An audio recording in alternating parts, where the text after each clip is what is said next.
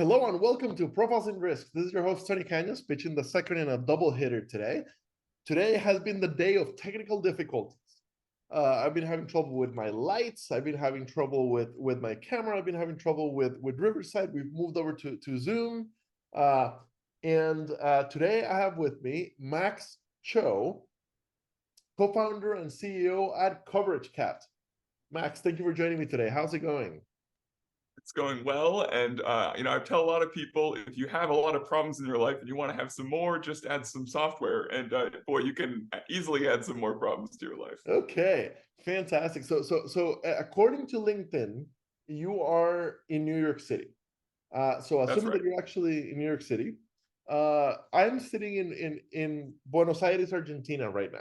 I live in Atlanta, Georgia. I'm at my summer Airbnb, so to speak, in Buenos Aires.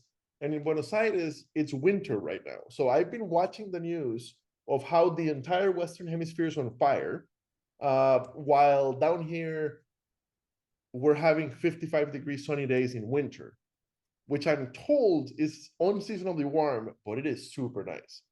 That So sounds New like a York great plan. City, Maybe I should be in Buenos Aires by tomorrow as well. more than welcome to come visit. I'm telling this to everybody. Come visit. It's incredible. It's super. It's expensive to get here, but super awesome once you're here. There are direct flights from New York. I think they're 11 hours. It's 9 hours from Atlanta.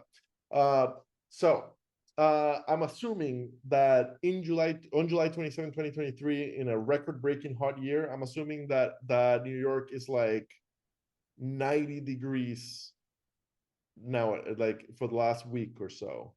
I think it's 95 today, but if you have the misfortune to be like me and take a bike to your meetings, it feels more like 100 maybe. Do you like get to a meeting and like run into their gym to shower?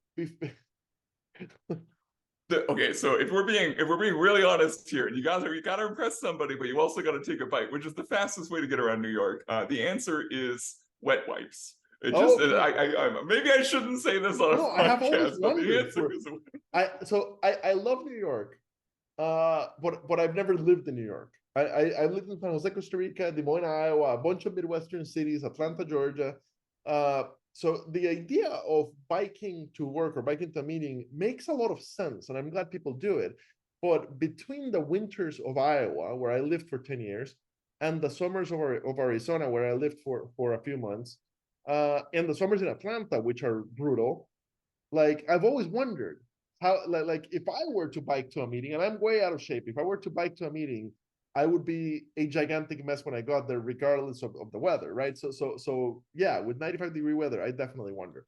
So before we go too far off the rails, I always give the guests two things that the guests might or might not know. Number one, I do zero research on any company that we talk to, and that's on purpose. And number two, I messaged my Max yesterday, and he immediately booked a podcast recording. So good for you. And when I asked him why he booked it so quickly, he literally said, "If it's worth doing, it's worth doing now." So let's. We always give the guest the chance to do the elevator pitch. What is Coverage Cat? Coverage Cat is the new way for personal consumers to properly insure themselves. We're a data-driven broker that knows about millions of prices and matches people's risk preferences to all of the policies that we've seen. And the key difference there is almost everyone knows that there's a better policy out there, but younger people are increasingly hesitant to deal with brokers. They don't like the hassle of a phone call. They really don't understand insurance, but they just want to buy it online. And our view is, well, there's probably a data-driven way for this to be optimal for you.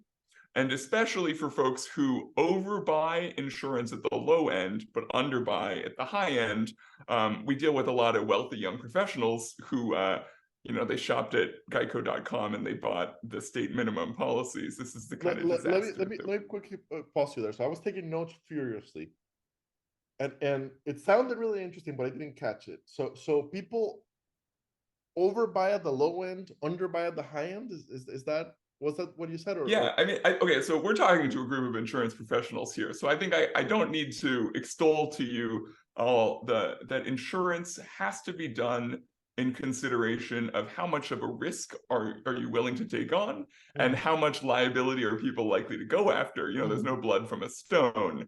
Yes. And I think smart brokers in the business have been doing this for their clients for years.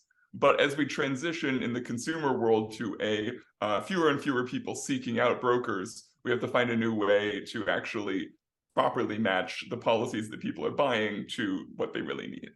Okay. So this is already interesting. By the way, I kind of assumed that you were in the catastrophe space because of the word cat. In my insurance brain, That is okay. First of all, it I want means to say thank you for catastrophe. getting that. This is one of the few so we straddle the line between tech people and insurance people. And for insurance people, I wanted it to be about cat because I believe insurance is at its best when it's about catastrophes. But for tech people, the joke is that it's the Unix command cat, which is for concatenating elements of things. And our view on insurance is that by concatenating different things, you can produce a better outcome than individually, or like for many of our clients, for instance, rather than holding individual auto policies, it makes more sense to have lower quality auto policies and a much better umbrella policy. So I absolutely love the fact. Okay, so if I'm not mistaken, if I remember correctly, a palindrome is a word that if you turn it around, like if you flip it around, it reads the same. Okay, so this is like the palindrome of nerdy names because it's nerdy for different reasons, both in the insurance and in the tech space, and I can't love that. Also, I do have to say the anime style what's orange cat with the white mark on its face is very cute.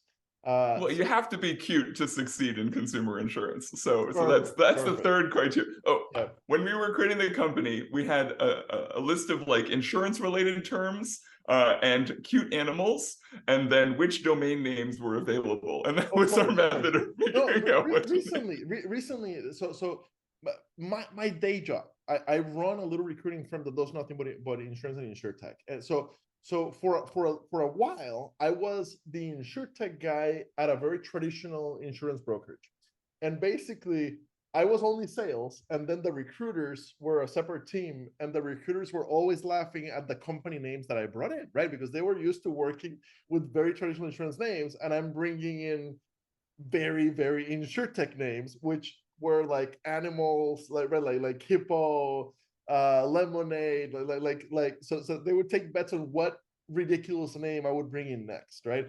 So I've actually had the conversation recently with founders, like why did you name it that, right? And the answer is exactly what you said: is everything else is trademarked, every other domain name is taken, so like we have to choose random names. Okay, perfect, I get it. So yeah, coverage cat is a cute one. So out of the things that you said, okay, a few things already kind of got my brain going. Okay, so the new way for consumers to properly insure themselves, perfect. I love the the properly insure yourself, because a lot of the early insure tech plays correctly recognized what you're saying, that millennials and Gen Zers don't want to deal with a broker, and they don't think of a broker, they think of geico.com, or right. But the problem is the early insurtechs and Geico and Progressive uh, were very good at price shopping. They weren't good at all. They weren't even thinking about coverage. So you actually use the keyword properly insured, not just the cheapest, but properly insured. So right there, like you had me at hello with that one. Then you called the organization a data-driven broker. So okay, I like that, and clearly I'm having camera troubles today. A data-driven broker. Cool. We're doing well. Okay. So millions of prices, risk prefer matching to people risk preferences. Okay, that speaks to me, right? Um, okay. how are you guys different from, and I might be playing devil's advocate here. How are you different from the Lemonades of the world? Well, first of all, Lemonade's a carrier. They're only going to sell you lemonade things. Fair So enough. that's the biggest problem, Mm-hmm. number one. And we have a lot of clients who come to us from Lemonade, and their life situation has evolved. Mm-hmm. And what they have chosen to buy from Lemonade has not, because they never understood the thing that they were buying from Lemonade in the first Mm-hmm. place. Yeah, Lemonade calls them And alumni, which is kind of hilarious. Um, that's it, generous. I think people have a little bit more fondness for their alma mater than for their rental insurer, but that is maybe very maybe not. correct. Yes. Okay. So how is it different from the many price-driven tools that InsurTech 1.0 saddled us with? Well, I think the first thing is, if those things worked perfectly, maybe Coverage Cat wouldn't need to exist. Uh-huh. But if you've actually shopped for insurance, you know that those tools let you down. Yes. And in Yes. particular, they let you down by not showing you the options that are really appropriate for you, and especially for higher net worth people, not actually showing you what you should be buying. Okay. So And go ahead. so successful high net worth millennials, urban uh professionals, um yes, going to a Lemonade or even to a price focused shop, they're likely putting themselves at risk, right? They're going to end up with minimum coverage, with minimum liability. With absolute sincerity, like I see, okay, let me just give you a client that we Yeah, yeah, recently absolutely. saw. $2 million net worth, driving a pretty nice Mini Cooper. He has collision and comprehensive coverage, a $500 deductible, and what's his bodily injury limit? It's $30,000. Okay, so the Cooper, he could go without collision, but the Absolutely. liability, he's basically going naked on the liability. Yeah, and I asked him, like, how did you choose to buy this? He bought it from an online website that shall remain nameless, I guess. And he was like, "Oh well, I knew I needed to get full coverage," which of course I think we all know is already warning flag number one. And he's Uh-huh. like, "So I got that, but then I just figured that it wasn't that likely I was going to get in a crash." And it And isn't. so you're just like, Yeah, it isn't likely, but if it happens, right, there's a reason the umbrella is cheap. It's because it's unlikely to get pierced. But right. And just to be clear, this is not this guy's fault. I don't think normal people should need to know the details of what's going on under your coverages, but this is clearly a symptom of the disease that we've built in how people, people choose themselves and they Mhm. make poor choices. Okay, okay. So coverage kind of actually goes out of its way to figure out the coverage that I actually need, not just the cheapest price for me. I would say that we ask the missing questions. We Okay. ask you how much liquid money you have and how much you're comfortable losing. And then we also ask you about your net worth and how much of a likely target for litigation that might make you. And that totally enables us to offer a much more holistic perspective. And by Okay. combining that, by not just looking at a single car's auto insurance, but also at your other situations, maybe you have land, maybe you're a landlord, maybe you have some other properties, that enables us to produce a better outcome. In the same way, by the way, just to be clear here, a spectacular individual broker, I'm sure Mhm. you've worked with a great indie broker before in Mhm. your life, those Mhm. people also do this fantastically. This is just our view of, can we do this at scale automatically in the way that these buyers want to buy? Yeah, no. So I don't think I've ever done this in the show before, but we're not live, so this doesn't work. Or you ask me to, we can cut it out later. But this is kind of a really cool idea. Okay, so here is Coverage Cat. So I literally went to Google. I Googled Coverage Cat, took me here. Okay. By the way, super cute. How much cat? How much cash could I afford to lose in a disaster and still feel financially secure? Okay, so in my world, I'm okay. A $5,000 deductible doesn't kill me. It would hurt, but Right. it doesn't kill me. Okay. And in fact, by the way, I think it probably should hurt. I think for most people, the right level of insurance I is agree. I one at agree. which you feel Yes. a little uncomfortable. Yes. Yes. Yes. Yeah. It should avoid the moral hazard of yeah, yeah, completely. Okay. So okay. Um okay. Total value of assets. Okay. That's I don't own a home. It's basically 401k kind of thing. Let's call it 100 to 250. Uh, okay. Uh, I do have a car. I don't have a home. Uh, okay. I'm risk averse. I work in insurance. I know that I need an umbrella. I don't have a pet. I do rent. Okay. Cool. Okay. You can of course delete this quote afterwards if you want on the back end. Okay. Parked in a garage. Okay. So yeah, I'm not gonna be able to get through because I don't have the VIN, and if I had it, I wouldn't put it on there. Okay, perfect. So we'll stop here. But so after I do that, what what happens? So one of the key things that we use is we have a database of basically every price that Coverage Cat has observed across many different parameters. And we do this, for home and for auto. There's less price variation in umbrella for a variety of reasons. But we go and we match from that list of predicted prices across all the carriers we've observed. We say, okay, Tony's okay losing $10,000 or $5,000. I don't remember what you actually marked on the form. Yeah, You're okay losing 2 to 5. Yeah. $5,000. And so what does it end up looking like? Which are the carriers that are best going to match that kind of risk preference while offering you whatever 2 million in coverage or whatever? I don't remember what you ended up looking for. And that leads us to a place where we're able to say, oh, this is the right set of, we believe that, let's just pick out of the hat here. We're like, oh, carrier A is most likely going to offer you the best policy. Mhm. Here's the second quote from them, and here's why we think it might be better than your existing policy. So that's the core experience. You get back a returned answer of Coverage Cat believes this is the optimal set of insurance for you and why it's better than what you currently have. Is it always a bindable quote, or is there a chance that it needs to be underwritten on the back end? So it's a two-phase process, and for some of the time, we actually will point you to carriers that we cannot represent. So Coverage Cat, because we're an insane startup, will point you to what we think is best for you, even if we can't sell it to you. So let's say, hypothetically, State Farm is your best option. I cannot sell you a State Farm policy. I'm never going to be able to sell you a State Farm policy.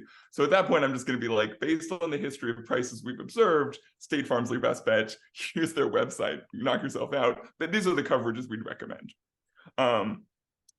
And that's a little crazy. And so that would not be a bindable quote. That's just us. That's a little crazy for your VC.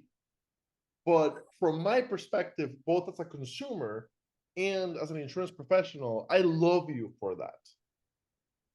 And that's our view on it. That's exactly right. If I went through and Coverage Cat tells me I can't sell it to you today or tomorrow, but really the best choice for you is X, you can call me an alumni. You can call me an ambassador. Right? Because I'm actually going to tell people about it. And of course, the problem is that the final consumer won't realize that you've done them a favor and made no money from it. Right? But as an insurance professional, I do. Yeah, I'm going to take a completely insane position here and say that the customer not caring that we did them that favor is right. Like the customer is who cares whether what our belief position was. Our goal is just to build the kind of website that I wish existed to shop for insurance, the one that shows you everything and actually does that. Love it. Okay, I'm a believer. I do have to say, number one, I've been talking about somebody doing this since the beginning of InsurTech. I've been saying, can somebody please do this for personal lines with coverage first? Right? Now, I did not put it in as good terms as you did in like data-driven optimization. But I've been waiting for this for like 7 years. So The data-driven optimization is actually both very hard and key, I would because guess. I think anyone who's been in this business knows that there's work in doing insurance. There's genuine like work in moving the things around and figuring out the prices and getting all the paperwork in order. And that means it's a money losing business unless you can find a way to do that kind of work automatically. And that's the part that maybe we're crazy enough to bite off here. Okay. I already love what you're doing. I love the branding of how you're doing it. How did you get here? And the reason I'm asking that is because according to LinkedIn, because I'm always interested in the origin story. According to LinkedIn, you've been doing this for a year and a half. So you are a baby in the insurance industry, basically. And I look at your background, BA in cognitive science from Yale, master's in computer science from University of Washington. Your last role before insurance, you were a senior product manager at Google. Before that, product manager at Two Sigma. Before that, a program manager at Microsoft. How did you end up deciding, I'm gonna build a lemonade competitor? I'm gonna do lemonade right. How did you end up deciding I'm gonna build an Well, insurtech? first of all, let me just say, we are not building the Lemonade competitor. Lemonade is a great choice for many of our customers, and we point them to Lemonade when appropriate. So Fair let me enough. just first off say that. Fair enough. Secondly, I mean, this is actually a question. I mean, I would say sometimes at family gatherings, perhaps some of my relatives would phrase it a little bit more rudely. They'd be like, you quit what Did you you were go doing to insane? do what? Yeah. So thanks Ants, I love you. But nonetheless, I think it is kind of a wild story. So hold on, And hold on. So okay, I'm Latino. I'm gonna take a wild guess that you're Asian, and I am half, very yeah. much imagining a tiger mom or the aunties from Seeing Red, like just like very lovingly going like, "Oh my God, he's lost his mind. What do you mean you're Well, leaving okay. Google?" Yeah. Let me just say, working at Google, working at Two Sigma, and working at Microsoft were fantastic. I am incredibly grateful for the opportunities that those companies gave me.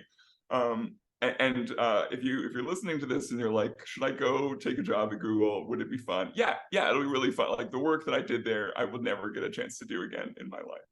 But personally, I have struggled with insurance. I was when I was a teenager, I knocked out my teeth at a party in high school, and I had to go replace them. And I got really good at reading insurance policies to kind of just maximize the benefit for which at one point. So this is a totally crazy story. I convinced an oral surgeon to split a procedure over Jan 1 to get a double dip on a calendar year benefit. And he said, I've never heard of any teenager trying to do this. And so I got good at reading insurance policies. And I just said, okay, the devil is always in the details of the policies and nobody's reading it. And why can't we just do better for people here by actually building software that matches what people really need here? And the beautiful part about making financial software, which I love, obviously, if I worked at Two Sigma, a hedge fund, I love financial software. And I love financial software because in the real world, writing programs is really hard because the real world defies all laws and reason. Like physics is too hard of a system to emulate. But finance is just words on a piece of paper that describe what the program should do. And I'm like, oh, great, that's much more amenable. It's still hard. It's definitely still hard, but that's much more amenable to programming.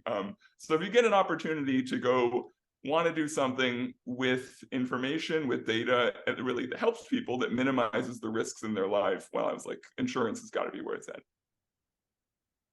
Actually, one of the first investors in Coverage Cat was the person who hired me at Two Sigma.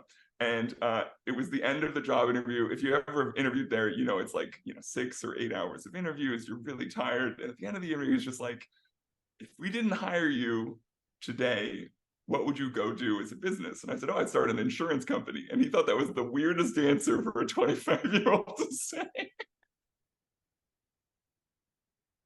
How, how did you knock your teeth out in high school? I just can't get over that.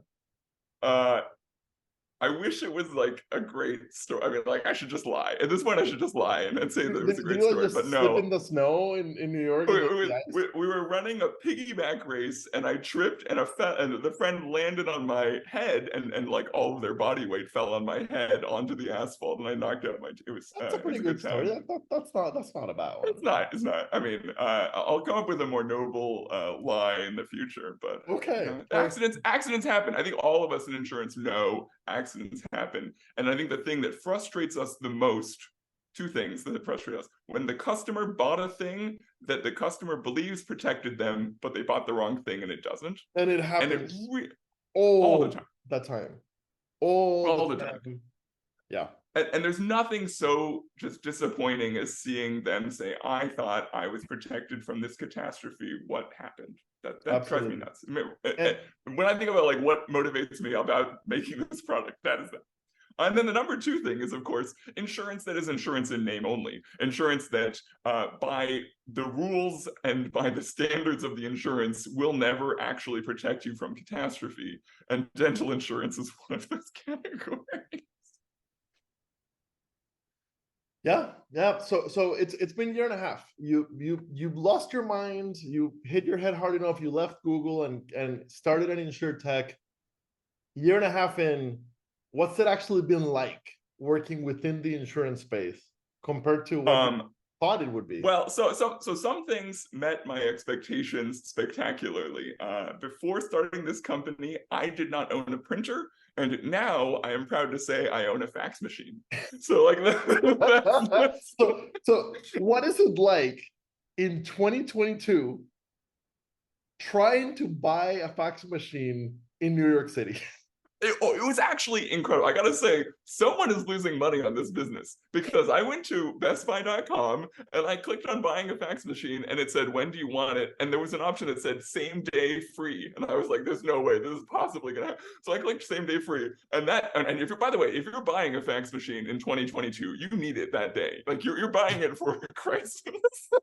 You're gonna return it later that day, yeah. There's never a future problem you're buying a fax machine for.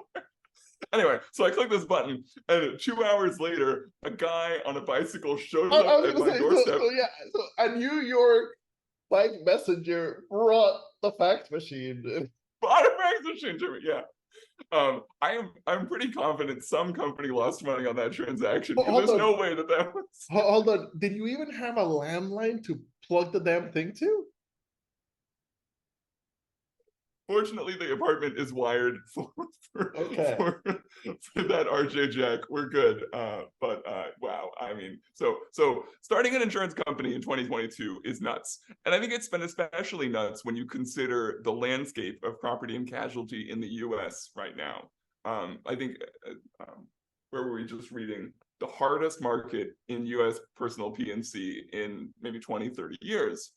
So you've got to be a real idiot. Blessedly, that's something that I've been given in just tremendous quantities. And we see this as an opportunity. We all know that the hardest thing to do is to shake people out of how they're already solved this problem. And I promise you, every American has already solved the problem of insurance, or they're driving dirty, which I don't know. Yeah, that's a different story. Okay. I get what you're saying. Like everybody has to have it.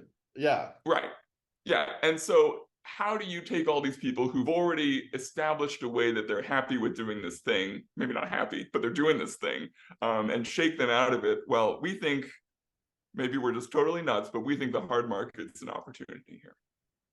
But yes, every recession is an opportunity. Every hard market is an opportunity. Absolutely. 100% without question it is. I've done, I don't know, 400 of this. Profits and Risk has had like 450 episodes that we recorded. I took over at episode 185, so I've done like 200 and some episodes. And I don't ever remember not knowing what to ask next. And in this case, truly, I don't know what to ask next, because normally I'm asking basically, why should brokers distribute your product? This is not broker distributed. Or I'm asking, why should carriers play with you guys? And how does it? Yeah. So why should, if I'm a carrier and you're already sending me business because if it's the best fit, uh, you'll send it to me even though I don't pay you a commission. Why should I play with you? Like, why should I appoint you? You should appoint us because a lot of our customers don't actually care about saving an extra $100 a year. They care about getting the job done. And it's easier for us to sell a product we're appointed with. So I'll tell people, oh, Geico's your best bet. It's going to actually be the best for you. Go to Geico and buy it yourself. And they'll tell me, what's the thing that you have that you can just take care of with for me today? Gotcha. Yes, and go to Geico, buy it yourself. You'll have to refill in your information and do that whole mess again, and I might be wrong. Okay. So perfect. So, are the carriers playing ball? Do you have the carriers you want? The perfect version of Coverage Cat is appointed with every carrier in the world. So The no, we don't perfect. have every carrier in the Okay. world. We don't have every carrier in the world. We've got enough spectacular options that I think we can make it work. But yeah, do I wish that I was appointed with everyone? Do I wish I could make their lives of my customers even easier? Yes, but you know, that's a long road, and some people are not interested in talking to you until you've been around long enough and you're doing a book of business big enough that they are able to, you know, believe that you exist as a company. Okay. And by the way, I'm incredibly grateful for the carriers that we do work with who are willing to take a bigger view of like, oh, maybe there's an opportunity here, even though these guys are run by this Yahoo who's only been out of whatever in the insurance business a year. Oh, guaranteed. Like in your case, you get the halo effect of Google, the halo effect of Yale. Good for you. And they think you're a baby because I'm 40 and they think I'm a teenager. So they think you're a baby, no question about it. Okay. So I have never asked this question. We can get you some Photoshop for the hair. Next time you need to go get invited to a conference, we'll get you some streaks of gray and a very conservative cut, and no one's perfect. Cost of acquisition. Okay, so cost of acquisition. I'm sure you've had this conversation 10,000 times with the VCs as just trying to raise money. If you're going after a high net worth audience, right? If the bread and butter is your high net worth urban professional that is younger than 40, or like millennial and Gen Z high net worth urban professional, that sounds like a really expensive cost of acquisition to me. How are you getting them to download the app, or how are you getting them to Coverage Cat to quote?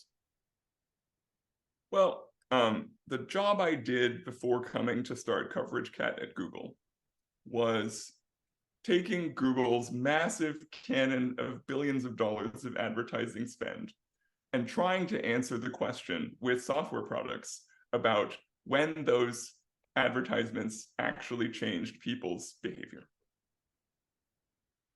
And I think, you know, all of us listening to this perhaps like the brand Google, think good things about Google. But if you've ever worked at a mega corporation, I think all of us know that corporations are insanely inefficient, that wild, horrible things go on at massive corporations at scale. And the lesson that I learned, among many lessons, was that I think new entrants to the market might look at, let's say, Progressive and say, Progressive spending hundreds of millions of dollars a year on this topic, on marketing in this way. Surely they've built an impregnable fortress that works perfectly. But there's opportunity. There's still things slipping through the cracks, and that's what we see. And actually, when you're smaller, when you're more nimble, you have more opportunity to capitalize on that. Absolutely. I agree with that. Are you from New York City originally? I grew up in Seattle. Oh, okay. Gotcha. Awesome. Thank you so much for your time today. This has been a lot of fun. I look forward to seeing you guys grow. I look forward to seeing you guys pivot if you pivot. Look forward to have you back on the podcast. As you guys continue. This has If you're let me just say one shout out to the folks listening. If you're from a carrier and you want to work with us, hit me up. I'm always interested in talking to carriers, especially about totally standard products and totally weird things. We love the weird things too. And if you're from a broker and you like the message that we're talking, Coverage Cat, we do hire people. So send me a note and let me know well if you want to. played. Very, very, very well played. Uh, carrier people. I wrote the book on millennials in insurance, not as customers, but as employees. A lot of ink has been spilled even before I was born about the death of the insurance agent. And I don't think that the insurance agent goes away. But millennials and Gen Zers don't care about having an agent because they don't know how important it is to have the right coverage. And ultimately, as an insurance professional, what I care about is that they have the right coverage. I don't care if they bought it with a broker or not. Before this conversation, in my opinion, the best way to get the right coverage was call an independent agent. But this is an interesting one. How long before you guys are all 50 states? I think that depends a little bit. Frankly, if we can't make it work in these 5, we probably can't make it work at all. But for partnership reasons, there's probably a legitimate reason for us to expand to 50 just for, there's certain kinds of media work that you couldn't do otherwise. And why did you choose the hardest states? Well, both we see opportunity in the challenge. Like people, if buying insurance is easy, people are not going to go. You have to be wild to go and trust some crazy unnamed startup that you've never heard of, that you've never thought about. So we think challenge is an opportunity. But actually, the largest simple reason is if you're a younger, wealthier person, odds are you live in one of those states. It's very true. Very, very. Yeah. Absolutely. Awesome. Great chatting with you today. Yeah. Thanks so much, Tony. Come back and tell us how it goes. We'll come back. Maybe the market will deteriorate far further, and then we can come back and just have we'll only drink shots and just complain bitterly. Okay. You would not be the first person to come on the podcast and a year later no longer be in insurance, but you would be the first person to come back on the podcast to tell the story of running the thing into the ground. And I would love that. So I hope that's not the case. I hope that we're having a success story. I hope to see you ringing the bell of the New York Stock Exchange to open the trading day like my friend Alex Tim got to do before Ruth didn't do that well. Yes, I hope. What I hope, Tony, is in 5 years or 10 years, the way that people buy insurance, I hope actually, maybe Coverage Cat isn't the one to succeed, but I hope people end up with what we're doing, because the status quo is not working for folks. Yes, that's true. Absolutely. And we know it. And we don't know how to fix it. And I know. No. Hold on. I know how to fix it. Well, as an industry, we know it, and we can't figure out how to fix it. And 7 years into the InsurTech revolution, it is fantastic to finally hear smart, young, former Google people, and that goes from whatever, like smart, world-changing people, to be excited about a coverage-first solution, not a price solution like the many we've seen along the way. Thank you. Thanks for having me, Tony. Have a